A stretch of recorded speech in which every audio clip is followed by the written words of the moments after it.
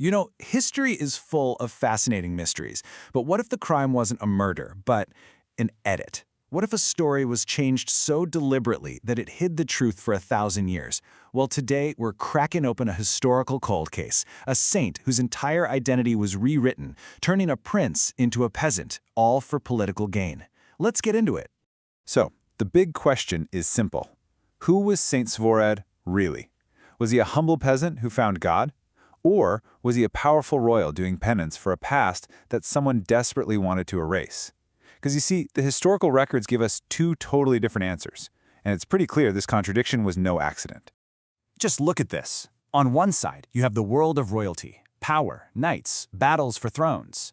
And on the other, a hermit, living this incredibly tough life alone in a cave. Now, here's the wild part. Both of these identities belong to the same guy. So, how on earth does a prince in shining armor become a hermit in a cave? And why would anyone try to hide it?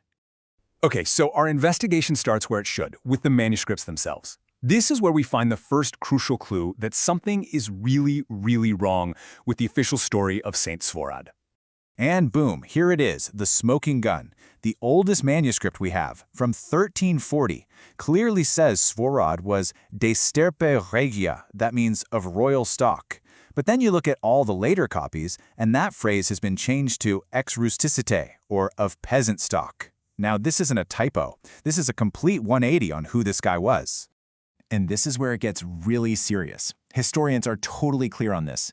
This was no mistake. A scribe doesn't just accidentally swap royal for peasant. No way. This was a deliberate, calculated change. So the question is no longer if the story was changed, but why. To figure out the motive, we've got to jump back into the medieval mindset. See, in the 11th century, saints weren't just figures you prayed to. They were, believe it or not, powerful political weapons. They could build kingdoms and secure a dynasty's power for generations. And a key concept here is something called the dynastic saint. If your family had a saint in its lineage, it was like a divine stamp of approval. Their story could be used to legitimize your rule, unite the entire country behind you, and forge a powerful national identity. Basically, controlling a saint's story made you control the pillar of the kingdom itself. Seriously, having a popular dynastic saint on your side was a political superweapon. It gave you a kind of soft power that could do things armies just couldn't. And back in the 11th century Kingdom of Hungary, two rival families were locked in a bitter fight for exactly that kind of power. So our first big clue in this mystery directly connects Saint Svorad to one of these warring families. And it comes in the form of a very personal, very powerful relic, a simple iron chain. Let's just take a look at the map for a second. The Kingdom of Hungary at this time was kind of fractured. Power was split between two competing branches of the same ruling family, the Arpads. You had the Trans-Danubian branch, and then you had the Nitra branch over in what's now Slovakia. And Saint Svorad? He was the patron saint, the family saint of the Nitra branch.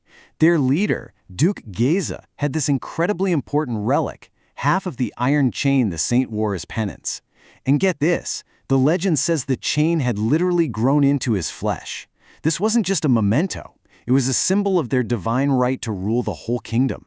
But you know, having your own family saint puts you in direct competition with your rivals. And this wasn't some friendly rivalry. This was a brutal life-or-death fight for the throne. And I mean the stakes were incredibly high. To crush his rival, King Stephen I from the other branch, had his own cousin, Duke Vasil of Nitra, captured. He then had molten lead poured into Vasil's ears and had him blinded, which made him ineligible to be king. Vasil's sons were then chased into exile. This was a family tearing itself apart for power. But then, in this absolutely stunning twist, the exiled family comes back. In 1074, Vasil's own grandson, Ladislaus, actually takes the throne. But to heal the kingdom, he makes this shocking political calculation. In 1083, he makes a saint out of the very man who mutilated his grandfather, Stephen I. By making his enemy a national saint for all Hungarians, he could unify the kingdom. But there was a cost. His own family saint, Svorad, had to be pushed into the background. And this is where the cover-up really kicks into gear. To make Svorad less important, his royal background had to go. But here's the thing. They couldn't erase everything. The clues to who he really was were left behind, hidden in the very details of his strange and specific penance. Just listen to the details of his life as a hermit. The story says he sat on a tree stump as if it were a throne, and on his head he wore a wooden ring with 4 heavy stones hanging from it, like a crown, one that would hit him if he fell asleep praying. I mean, does that sound like the penance of a normal peasant, or does it sound like someone who is deliberately flipping the symbols of royalty, a throne and a crown upside down? Right, and that leads to another huge hole in the story. The legend goes on and on about how extreme his penance was, but it never actually says why he was doing it. The motive is just gone. It's like the first half of the story was surgically removed. And that brings us to the final clue, which comes from a totally separate legend from the exact same monastery.